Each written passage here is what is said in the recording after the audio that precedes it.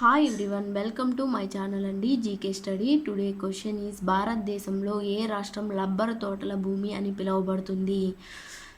Option A Karnataka, option B Tamil Nadu, option C Assam, option D Kerala.